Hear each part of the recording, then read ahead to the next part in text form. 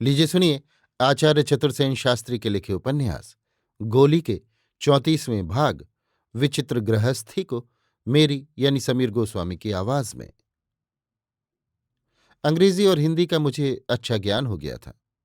मैं अच्छी अच्छी पुस्तकें पढ़ने में रुचि रखती थी। पढ़ने लिखने का मुझे अवकाश ही अवकाश था। दिन में बहुत कम महाराज मेरे महल में पधारते थे। रात को भी रोज नहीं आते थे। अतः मेरा सबसे प्रिय व्यसन पठन पाठन हो गया था। पहले मैं धार्मिक पुस्तकों में रुचि रखती थी। गीता को मैंने पढ़ना चाहा।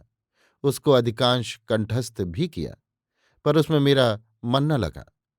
महाभारत, वाल्मीकि रामायण मैंने खूब चाव से पढ़ी, परंतु अब मुझे साहित्य का चस्का लग गया था। इसका आरंभ मीराबाई की कविता से हुआ। राजस्थान में मीरा के पद बहुत प्रसिद्ध हैं। महलों में वे प्रायः गाए जाते थे। मैंने भी कई पदों का गान सीखा था। मीरा की कविता के ही कारण मेरी रुचि धर्म ग्रंथों से हटकर साहित्य पर जा लगी। आरंभ में मैंने उपन्यास कहानी पढ़े, पर पीछे तो साहित्य की अच्छी अच्छी पुस्तकों को पढ़ने में मेरा मन लगता गया। बार बार विलायत यात्रा करने से मेरी सामाजिक झिझक दूर हो गई थी। अब तो अन्नदाता के अधीन केवल मेरा शरीर था। इस बात को छोड़कर और किसी तरह से मैं दासी न थी। संपूर्ण रूप में मैं रानी की ही भांति रहती थी। मैं सदा सामाजिक कार्यों में भाग लेती, दिल खोलकर चंदा देती, स्वयं समारोहों में सम्मिलित होती। पर्दे का बंधन तो अब भी था, पर मैंने बहुत अंशों में उसे तोड़ दिया था। यद्यपि मैं खुलेआम बहुत कम निकलती थी, फिर भी घूंघट मैंने त्याग दिया था। जब निकलती तब खुले मुंह। महाराज ने मुझे ऐसा करने की अनुमति दी थी। वो कभी मेरे रूप पर रीझे थे, अब मेरे गुणों पर मोहित थे। कठिन समय पर वो मेरा सहारा लेते थे। मन की खिन्नता में वो मेरे पास आकर प्रसन्न होते। उनके जीवन में भी कठिनाइयां थीं, उन्हें हम मिलकर हल करते। यद्यपि फिजूल खर्ची रियासतों में बहुत होती थी, तथापि वो एक परिपाटी ही थी। उससे बचा नहीं जा सकता था। रंडी भांड और अन्य कलावंत आते थे, इनाम इकराम पाते थे, इनमें खर्चा होता था, पर वो उस खर्च की समता न करता था जो अंग्रेज हाकिमों के दौरे पर होता था। मुझे याद है, मेरे सामने 2 बार वाइसराय रियासत में पधारे और हर बार 5-6 लाख रुपया खर्च हुआ। यद्यपि वो ठहरे केवल 2-3 दिन ही। दरबार इन अंग्रेज मेहमानों से बहुत भय खाते थे, खासकर वाइसराय से। यह रियासत में राजा को डांट फटकार लगाने, उनकी अयोग्यता की कैफियत सुनने सुनाने, धमकी देने और उन पर ये प्रकट करने आते थे कि हम तुम्हें अत्यंत अयोग्य समझते हैं, केवल कृपापूर्वक तुम्हें राजा बनाए हुए हैं। वास्तव में राजा उनके सामने एक पालतू कुत्ते से अधिक हस्ती नहीं रखता था। इसी से जब ऐसे राजमेहमान आते, रियासत भर में गाजे बाजे, सवारी, रोशनी, दावत, शिकार आदि की धूम मचती। तब महाराजा धीराज थक कर प्रायः बौखलाए हुए बैंत से पिटे हुए कुत्ते की भांति मेरे महल में आ पड़ते थे। एक बार तो मैंने उनकी आंखों में आंसू भी देखे, पर मैं सदैव उन्हें ढांढस देती, सच्चाई और वीरता से कठिनाइयों का सामना करने की सलाह देती। बहुत बार मैंने उन्हें विपत्ति से उबारा। एक बार तो मुझे अपना सारा संचित धन, हीरे जवाहरात और जेवर निछावर कर देने पड़े। मैं दबंग भी थी। प्रकृति मेरी बचपन से ही सतेज थी। अब राज वैभव, सुख सुविधा, यूरोप यात्रा और शिक्षा के प्रभाव से मैं और भी दबंग हो गई। मेरा ये दबंगपन महाराज को पसंद था। वो कहते, चंपा तू राजा बन जा और मैं तेरा चाकर बन जाऊं। इस पर मैं केवल एक मीठी मौन मुस्कान से ही अपेक्षित उत्तर देती थी। मेरे विद्या व्यसन को वो जानते थे, पसंद करते थे। वे स्वयं विद्वान और विद्या व्यसनी थे, पर पढ़ने लिखने के लिए बहुत कम समय उन्हें मिलता था। सुबह का बहुत सा समय उनका पूजा पाठ में बीतता और शाम का शराब की मस्ती में।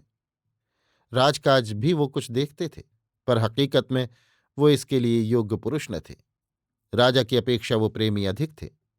महल में और कोई भी स्त्री मेरी भांति विद्या व्यसनी न थी। धर्म कर्म पूजा पाठ का ढकोसला मुझे रुचिकर न था। ये सब पहले भी मैं कम ही करती थी, अब तो प्रायः छोड़ ही दिया था। यहां तक कि श्री जी के दर्शन भी खास खास अवसरों पर ही करने जाती थी। राजपुरोहित मेरे महल में आकर ही नित्य चरणोदक दे जाते थे। राजा मुझे नास्तिक कहकर और कभी मेम साहब कहकर मेरी हंसी उड़ाते थे, पर कभी बुरा नहीं मानते थे। उन्हें गुस्सा बहुत आता था, पर मुझे देखकर वो उतर जाता था। मैं तो केवल एक बार उनके चाबुक से पिटी, फिर तो उन्होंने बहुत बार मेरे सम्मुख उस करनी के लिए खेद प्रकट किया। शराब की उन्हें बुरी लत थी। शराब पीकर वो आपे से बाहर हो जाते थे, पर मैं सदा उन्हें शराब से दूर रखने की चेष्टा करती। बहुधा उन्हें उत्तम पुस्तकें पढ़कर सुनाती। कविता सुनने में उन्हें रस आता था। वो कभी कभी कविता रचते भी थे। वो जब कभी रियासत से बाहर जाते, मैं उनसे अच्छी पुस्तकें लाने की फरमाइश करती, और वो मेरे लिए पुस्तकें लाना कभी न भूलते थे। इस प्रकार मेरे पास उत्तम पुस्तकों का एक बड़ा संग्रह हो गया था। महाराज को केवल संगीत सुनने का ही शौक न था, वो स्वयं संगीतज्ञ भी थे। उन्होंने मुझे खुद संगीत का शौक कराया। आरंभ में उन्होंने ही मुझे इसराज, सितार और गायन सिखाया। बाद में उस्ताद जी को रखा। मैं अच्छा गाने लगी थी। हाँ, उन जैसा सितार न बजा सकती थी। वो बहुधा मेरे महल में आकर बड़ी रात तक स्वयं तबला बजाते और मेरा आलाप सुनते। कभी स्वयं भी आलाप लेते। तबला बजाने में किसुन भी सिद्धहस्त था। वो भी हमारी संगत में बहुधा रहता। उसकी उपस्थिति से मैं प्रसन्न होती। कभी कभी मैं महाराज की अनुपस्थिति में भी गाने बैठ जाती। तब भी किसुन तबले पर संगत करता था। अब मुझे अपनी संतान को उच्च शिक्षा दिलाने की धुन सवार थी। मैंने ये दृढ़ निश्चय कर लिया था कि चाहे जो भी हो जाए, मैं उन्हें गोले गुलाम का जीवन नहीं व्यतीत करने दूंगी और उन्हें सभ्य तथा प्रतिष्ठित नागरिक बनाऊंगी। उनके लिए मैंने अच्छी सी रकमें रियासत से बाहर बैंकों में जमा कर दी थी। मेरा बड़ा लड़का जब 10 वर्ष का था, तभी मैंने महाराज से बहुत बहुत आग्रह करके उसे अजमेर के मेयो कॉलेज में भर्ती करा दिया था, जो केवल राजकुमारों के लिए खोला गया था। वहां उसके लिए एक प्रतिष्ठित विद्वान गार्जियन भी नियुक्त कर दिया था, जिसका पूरा खर्चा मैं देती थी। इस साल वो वहां से ग्रेजुएट होकर कानून पढ़ने बंबई चला गया था। किशुन को भी मैंने विद्या व्यसनी बना दिया था। उसके रहन सहन, कपड़े लत्ते का मैं पूरा ध्यान रखती थी। बहुधा मैं उसे पुस्तक पढ़कर सुनाती और छांट छांट कर पुस्तकें पढ़ने को देती थी। मेरे बड़े पुत्र को वो लाल साहब कहता था। मैं भी उसे लाल साहब ही कहकर पुकारती थी। वो जब कॉलेज चला तब किशुन बड़ा अधीर हो गया। उससे उसे बहुत प्यार हो गया था। वो उसे बापू कहता था। पर अब उस कमी को वो मेरी तीनों पुत्रियों का लालन पालन करके पूरी करता था। अभाव में भाव और भाव में अभाव, जैसे भी समझा जाए, हमारी विचित्र गृहस्थी इसी तरह लुढ़की चली जा रही थी। अभी आप सुन रहे थे आचार्य चतुर्सेन शास्त्री के लिखे उपन्यास गोली के 34वें भाग विचित्र गृहस्थी को मेरी यानी समीर गोस्वामी की आवाज में।